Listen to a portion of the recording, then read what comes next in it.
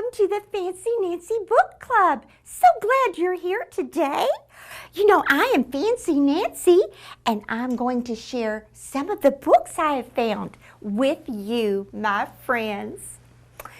When I go to the library, every time there's something new there. Do you have a library card where your parents could take you to the library and you could check out books? You would absolutely love it, looking at all the old favorites and the new books too, and I have some to share with you today. First, I want you to think about an old story I bet you know about Chicken Little. Remember Chicken Little in the story got clunked on the head by something that fell from a tree, and all he could think was, the sky is falling, and he panicked. Panic is a fancy word for going crazy when you're scared. And he did, and he scared all the other animals. They all believed the sky was going to fall on them. There was Henny Penny and Turkey Lurkey, and they all ran away trying to find out the answer to their problem. Well, our first book today starts with that kind of a story of a chicken and something falling, but Mark Teague, our author, goes in a whole different direction with the story. The story is called The Sky is Falling, but it is hilarious what he has his character animals do. You may remember Mark Teague from that book we read about the three little pigs and how they became friends with the wolf and all drank soda pop and popcorn and had a great time. Well, he's the author of this crazy book. Let me show you how it begins. Here is Chicken Little. Not so little either, but it's a chicken. And something is going to hit Chicken Little on the head. Now, the interesting thing is you have to look closely at every illustration, because if you do, you will see that right back here is a fox, and that fox has a slingshot, and he has shot an acorn at Chicken Little's head.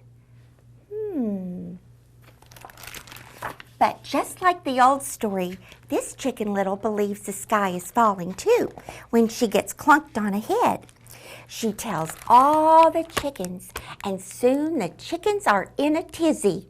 Now, in a tizzy is a fancy way of saying they're all wound up and nervous. And so, do you think they run and tell the other animals?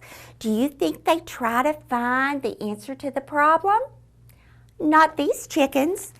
What they do when they are nervous and excited, they begin to dance. Can you believe it? This is what we call a chorus line, and it's chickens kicking up their feet. Well, the rabbit and the squirrel are going, you know, this is kind of dumb. Why are they doing this? They just got clunked on the head by an acorn. They can't figure out what the chickens are doing. And as in almost every picture, you will see the fox is watching this too. After a while, the animals think this looks like pretty much fun, watching these chickens do the moonwalk and the mambo and the twist. My goodness, we could call this book Dancing with the Farm instead of Dancing with the Stars. And the fox is a little confused too. Well, the animals think it's so much fun, they join in with the chickens. Soon the rabbit is dancing, the cat is dancing, the squirrel is dancing, and the fox is thinking, these are weird animals. This is going to be easy. And he gets his cookbook ready with all his recipes, and he just knows he's going to have a big dinner of chicken today. Well, what do you think is going to happen? In the other book, the animals find out the sky isn't really falling, But in this book, what's going to happen with the fox? Is he going to get his dinner? Is he going to join the dance party? Will the chickens outsmart the fox? I can't tell you because it's such an exciting ending. But I know you will enjoy Mark Teague's new book, The Sky is Falling. And just to remind you, a couple of other books he wrote. He has a book called Funny Farm, and one I know we've shared on the book club before, Dear Mrs. LaRue, about the dog who writes letters that he's in prison. So funny. You just love Mark Teague, and I do too.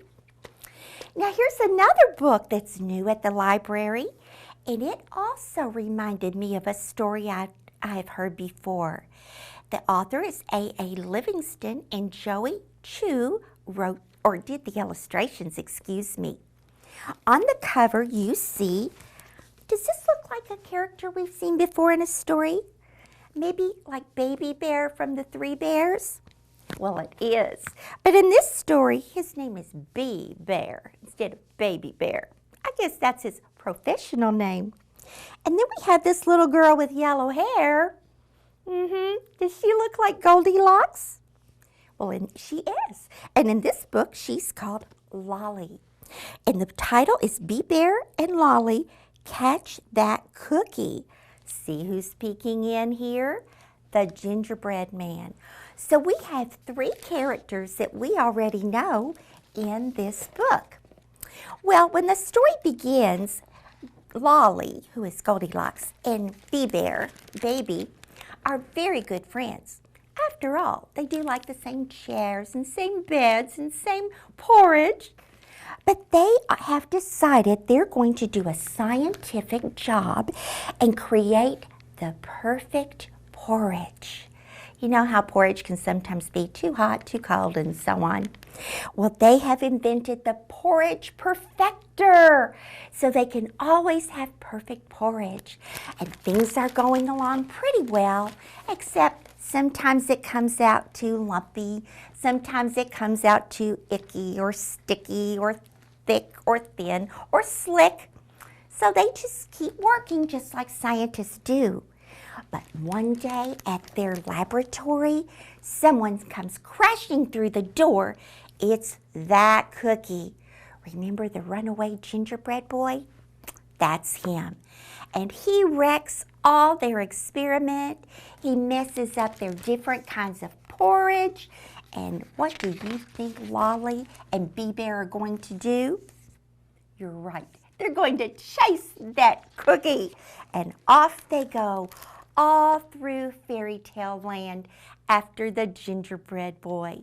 Here we see the three little pigs. Here's a witch. Here's a spider. Here's a carriage made of a pumpkin. We know who that belongs to. And they chase and chase and chase, and they come up with plans to catch the gingerbread man, but he's pretty smart, and he outfoxes them.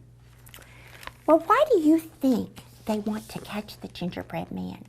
Do you think they're going to make him be responsible for his mess and clean it up? I hope so. But could they want him for another reason?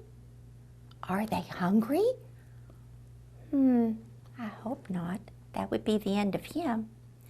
No, they have something very special in mind for the gingerbread man. Read this book to find out, how did the gingerbread boy get to be a gingerbread man? Is he going to live? And will Bee Bear and Lolly remain good friends? Well, I will tell you, I think they do, because the author has another book about Bee Bear and Lolly, and it's called Off to School. I must share one more thing with you about this author. You know how in the back of books they put a little information about the author and the illustrator? Well, this author says that she has never seen runaway cookies, but once she saw a herd of cupcakes in a pasture break down a fence and run away. Wow, she leads an exciting life, or maybe she's just full of fun. Anyway, I know you're going to enjoy reading about the friendship of Bee Bear and Lolly. And there's another book that reminded me of a story I had heard before. It's called The Song of Delphine. And I bet you can tell by the front cover where this story takes place, because the illustrator has given us some clues with these giraffes and the interesting shape of the trees and the grassy area. Yes, this takes place in the grassy land in Africa. And this is Delphine. She's a little girl who lives at a palace, and she's a servant. She has no family of any kind. And even though the palace is beautiful and the area around the palace is gorgeous, all Delphine does all day is work and take care of the palace, keeping it clean. She works for a queen, and the queen's name is Theodora. In this picture, we see Queen Theodora running to meet someone. This is Queen Theodora's niece, and she is coming to stay a while at the palace. Oh, Delphine is so excited. Maybe now she will have a friend. It gets lonely out there on the plains of Africa. But alas, Delphine's dreams of friendship are spoiled by the princess's terrible attitude. She calls her servant girl, and she throws her broom out the window, and she knocks over the mop water, and she does everything she can to be ugly to Delphine. At night, Delphine sings her troubles away, and the sound carries over the plains, and by the next morning she feels better. But then it starts again. The princess comes in with messy feet. She breaks a mirror. She is just a nasty person. Well, finally, one night, in all her sadness, Delphine sings her saddest songs, and someone comes to her window. It's the giraffes, and they have come to make her happy. And they ask her to come with them, and they go riding across the plains of Africa. Oh, Delphine has friends now, and she's having so much fun. But what will happen when the princess finds out about the giraffes?